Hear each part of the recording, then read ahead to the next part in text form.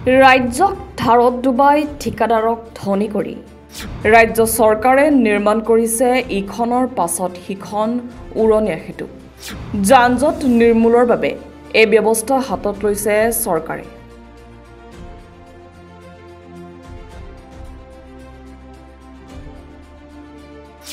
গুৱাহাটী মহানগৰীতে নিৰ্মাণ ইতিমধ্যে 7খনৰো ওপৰত উৰণীয়া সেতু।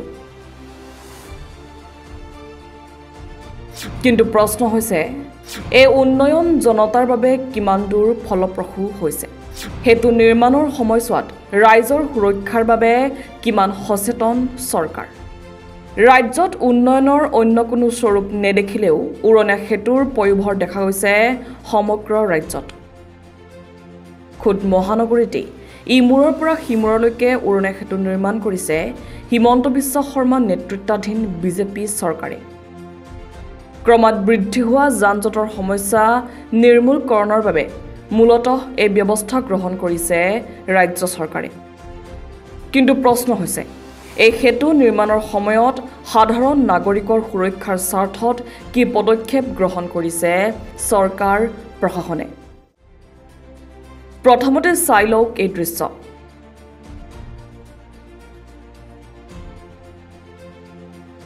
এই দৃশ্য মহানগৰীৰ মাজমজিয়াৰ মণিৰাম দেৱান পথৰ। উল্লেখযোগ্য যে এইবাৰ যান-জঁটৰ সমস্যা নিৰ্মূলকৰণৰ বাবে ৰাজ্য চৰকাৰে মহানগৰীৰ আটাইতকৈ দীঘল উৰণীয়া সেতু নিৰ্মাণ কাৰ্য ইতিমধ্যে আৰম্ভ কৰিছে। জানিব পৰা মতে দীঘলী পুখুৰীৰ পৰা আৰম্ভ কৰি নুনমাটিলৈ মুঠ 5053.20 মিটাৰ দৈৰ্ঘ্যৰ হ'ব এই নতুন উৰণীয়া সেতুখন। কিন্তু প্ৰশ্ন হৈছে সৰ্বসাধাৰণ ৰাইজৰ সুবিধাৰ্থে কি ব্যৱস্থা হাতত লৈছে চৰকাৰে। আৰু উত্তৰ হৈছে শূন্য। অৰ্থাৎ সাধাৰণ নাগৰিকৰ সুবিধাৰ্থে শূন্য সহনশীলতা প্ৰদৰ্শন কৰিছে চৰকাৰে।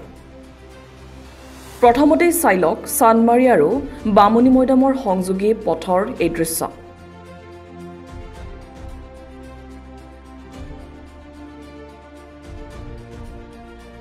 দুয়োকাষৰ পথৰ জৰাজীৰ্ণ অৱস্থা। বাৰিষা অলপ বৰষুণতেই কৃত্ৰিম বানত ডুব যায় দুয়োকাষৰ ৰাস্তা। আনহাতে ৰ'দ দিলে ধূলিৰে ভৰি পৰে পথ।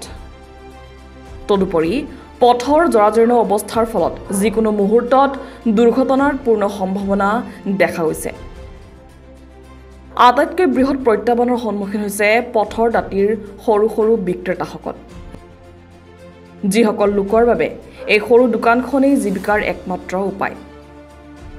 আৰু এই সন্দৰ্ভত আজি অৰ্থাৎ বুধবাৰে চৰকাৰৰ এই কাণ্ডজ্ঞানহীন আচৰণৰ বিৰুদ্ধে অনুৰাধাত এক মানৱ শৃংখল কাৰ্যসূচী সংগঠিত কৰিছে CPIM দলে।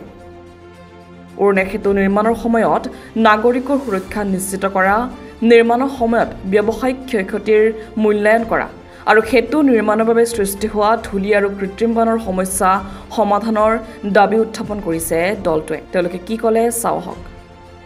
আমি উন্নয়নৰ বিৰোধী নহয়, কিন্তু তাৰ সমান্তৰালকৈ ক'ব লাগিব যে যেতিয়াই যিকোনো ধৰণৰ নিৰ্মাণ কাৰ্যসূচী কৰা হয় তাৰ লগত যিখিনি যাৱতীয় ব্যৱস্থা, সেই যাৱতীয় ব্যৱস্থাসমূহ ল'ব লাগে। এই ক্ষেত্ৰত আমি দেখা পাইছোঁ যে তিনিটা গুৰুত্বপূৰ্ণ বিষয়।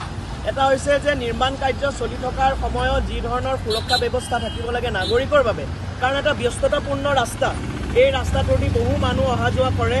এই অহা যোৱা কৰি থকা নাগৰিকৰ সুৰক্ষাটো এটা গুৰুত্বপূৰ্ণ বিষয়। সেইকাৰণে আপুনি ৰাতিৰ সময়ত আহিলে দেখা পাব কি ধৰণে গোটেই ৰাস্তাটোত এটা অপ্ৰীতিকৰ পৰিৱেশ, গোটেই যাব নোৱাৰা এটা অৱস্থা। সেইকাৰণে ৰাইজৰ যিকোনো ধৰণৰ সময়তে দুৰ্ঘটনা হ'ব পাৰে। এতিয়া মানুহ এজন মৃত্যুৰ কাৰণে ৰৈ আছে নেকি চৰকাৰখন? তাৰ কাৰণে যি সুৰক্ষা ব্যৱস্থা ল'ব লাগে সেই সুৰক্ষা ব্যৱস্থা ল'ব লাগে, এইটো হৈছে প্ৰথম কথা। দ্বিতীয় কথা, ৰাস্তা ঘাটৰ যিটো অৱস্থা, ছাইডেদি এই মাজৰখিনি জেগা কভাৰ কৰি পেলাই কনষ্ট্ৰাকশ্যনটো হৈছে। ছাইডত যি ৰাস্তাৰ অৱস্থা আপোনালোকে দেখা পাব, এতিয়া পানীৰ দিনত গোটেইখন পানী, আৰু যেতিয়া সূৰ্য থাকে, যেতিয়া বৰষুণ নাথাকে তেতিয়া গোটেইখন ধূলি। এই পানী আৰু ধূলিৰ মাজত এই গোটেই অঞ্চলটোৰ ৰাইজে দিন কটাব লগা হৈছে এই কনষ্ট্ৰাকশ্যনৰ নামত। সেইকাৰণে এই ৰাস্তা ঘাটখিনি ঠিক কৰক। এই যে যিটো ধূলিৰ পৰিৱেশ হয় সেয়া সমাধান কৰিব পৰা যায় যদি এই ৰাস্তা ঘাট কাষৰ ৰাস্তাখিনি যদি ঠিক কৰি দিয়ে। আৰু দেখিব 15 মিনিট, মাত্ৰ 10-15 মিনিট জোৰকৈ এচাত বৰষুণ দিয়ক, এই যাব নোৱাৰা পৰিৱেশ বিশেষকৈ অনুৰাধা আৰু চান্দমাৰী অঞ্চলত যাব নোৱাৰা এটা পৰিৱেশ হয়। এইখিনি কিয় এই নলাকেইটা এই গোটেইখিনি যদি একদম দৌৰা দৌৰিকে গোটেই ফুটপাথৰ স্লেব কেইখন উঠাই দিব পাৰে, নলাকেইটা কেলে চাফা কৰিব নোৱাৰে যাতে পানীৰ ফ্ল'টো থাকে? এতিয়া এইটো কৃত্ৰিম বান্ধ নহয়। 3 নম্বৰ কথা ইয়াৰ লগতে সেইটো হৈছে যে এই গোটেই ৰাস্তাটোৰ লগত মানুহৰ জীৱন জীৱিকাটো জড়িত। ইয়াত বহু ব্যৱসায়ী আছে, সেই ব্যৱসায়ীসকলৰ ক্ষতি হৈছে। যেতিয়া স্লেব উঠাই দিয়া হ'ল মানুহৰ অহা যোৱা কৰিবলৈ দিগদাৰ, সেইকাৰণে ব্যৱসায়ীসকলৰ যি ক্ষতি হৈছে এই ক্ষতিৰ মূল্যায়ন হওক আৰু মূল্যায়ন কৰি ক্ষতিপূৰণৰ ব্যৱস্থা কৰক। এয়া কৰিলেহে আমি উন্নয়নৰ এই যি যাত্ৰা তাৰ আমি অংশীদাৰ হ'ব পাৰিম, নহ'লে উন্নয়ন কেজনমান মানুহৰ কাৰণেহে বুলি আমি গণ্য কৰিম। কনষ্ট্ৰাকশ্যনৰ কাম আৰম্ভ হওঁতে কিছুমান বেছিক ছেফটি ন্যূনতম কিছুমান সুৰক্ষামূলক ব্যৱস্থা গ্ৰহণ কৰিব লাগে, যি ব্যৱস্থা ইয়াতে গ্ৰহণ কৰা হোৱা নাই। ইয়াতে আপোনালোকে দেখিব, আপোনালোকৰ কেমেৰা যদি সোঁফালে ঘূৰাই দিয়ে আৰু বা এইটো চাইডেও যদি ঘূৰাই দেখিব যে এটা চাইডে টিন দিয়া আছে, আনটো চাইডে নাই। যেতিয়া আপুনি আন্ধাৰত ৰাতি এখন বাইক বা এখন স্কুটাৰ বা গাড়ী বা ট্ৰেকাৰ যিকোনো গাড়ী গৈ থাকিব, JCB এখনে সেইখিনি সময়তে একেলগে কাম কৰি থাকিব। JCBখন বন্ধ কৰাৰ কাৰণে কোনো মানুহ নাথাকে। JCBখনৰ কাম বন্ধ কৰি যে মানুহক যাব দিব লাগিব সেই ধৰণৰ তাৰ কাৰণে কোনো ধৰণৰ সুৰক্ষামূলক ব্যৱস্থা কিন্তু গ্ৰহণ কৰা হোৱা নাই, আজি পৰ্যন্ত নহ'ল, এতিয়ালৈকে হোৱা নাই। দ্বিতীয় বিষয়টো হৈছে যে এই নিৰ্মাণ কাৰ্যসূচীৰ আগতে আমাৰ ৰাস্তাবিলাক খান্দি থৈ দিছিলে, কিছুমান পাইপৰ কনষ্ট্ৰাকশ্যনৰ কাম চলি আছে, পানীৰ পাইপৰ। সেই গাঁতবিলাক নমৰাকৈ কিন্তু সেই ৰাস্তাবিলাকৰ গাঁত নমৰাকৈ এই অভাৰব্ৰিজ নিৰ্মাণৰ কাম আৰম্ভ কৰিছে, যাৰ ফলত গোটেই ৰাস্তাৰ অৱস্থাত একোপা ডাঙৰ ডাঙৰ এটা গাঁত, য'ত এতিয়া পানী হ'লে যদি বানপানী হৈ যায়, এতিয়া যদি ধাৰাসাৰ বৰষুণ দিয়ে 15 মিনিট পিছত সেই গাঁতবিলাক আপোনালোকে চিনি নাপাব, যাৰ ফলত যদি কোনোবাৰ কঁকালৰ বিষ আছে তেতিয়াহ'লে তেওঁলোকৰ কিন্তু অৱস্থা খুবেই বেয়া হ'ব।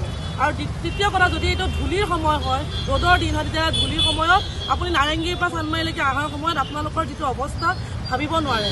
যেতিয়া স্কুলত বাচ্ছা যায় তেতিয়াহ'লে তেওঁলোকে কিমান অপৰিকল্পিত এটা যান জঁট, এটা প্ৰদূষণ, কেনেকুৱা ধৰণৰ এটা বাতাবৰণ তেওঁলোকে সন্মুখীন হৈ যাবলগীয়া হয়। এতিয়া বিষয়টো হৈছে যে মিনিমাম ছেফটি মেজাৰ নোলোৱাকৈ এই ধৰণৰ কনষ্ট্ৰাকশ্যনৰ কাম কেনেকৈ আৰম্ভ হ'ব দিলে। ঠিক আছে, দলং লাগে আমাক, আমি নিৰ্মাণ কাৰ্যৰ পৰিপন্থী নহয়, আমাক নিৰ্মাণ লাগিব, আমাক দলং লাগিব, আমাক প্ৰগতি লাগিব, উন্নতি লাগিব, কিন্তু তাৰ বিনিময়ত মানুহৰ হাৰাশাস্তি নহয়। কিন্তু মানুহৰ হাৰাশাস্তিৰ নামত, পৰিৱেশ প্ৰদূষিত কৰাৰ নামত কিন্তু বিনিময়ত মানে উন্নতি নহয়, প্ৰগতি নহয়। গতিকে এই কথা কিন্তু চৰকাৰে স্পষ্টকৈ জনা উচিত। গতিকে আমি দাবী জনাইছোঁ আজি এই আন্দোলনৰ পৰা, আজি এই আন্দোলনস্থলীৰ পৰা, যে শীঘ্ৰে আপোনালোকে সুৰক্ষামূলক ব্যৱস্থা গ্ৰহণ কৰা মানে ইয়াৰ ব্যৱস্থা কৰক। এই ৰাস্তা চান্দমাৰীৰ পৰা এছিয়ালৈকে যি ৰাস্তা আছে ইয়াতে সুৰক্ষামূলক ব্যৱস্থা গ্ৰহণ কৰক, মানুহৰ সুৰক্ষা নিশ্চিত কৰক আৰু দোকানীবিলাকৰ যি ক্ষতিপূৰণ ইতিমধ্যে তেওঁলোকৰ ব্যৱসায় ক্ষতি কিছুমান হৈছে, এই ক্ষতিপূৰণ শীঘ্ৰে আদায় দিয়াৰ ব্যৱস্থা কৰক।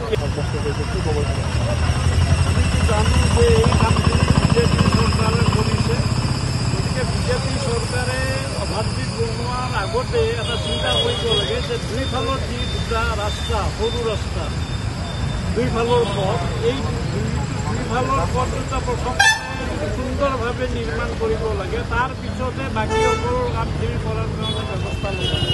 কিন্তু সেইখিনি নকৰি তেখেতসকলে যধে মধে কেৱল টকাৰ নামত আৰু মানুহক হাৰাছমেণ্ট দিয়াৰ নামত এই অভাৰব্ৰিজৰ কাম চলি আছে।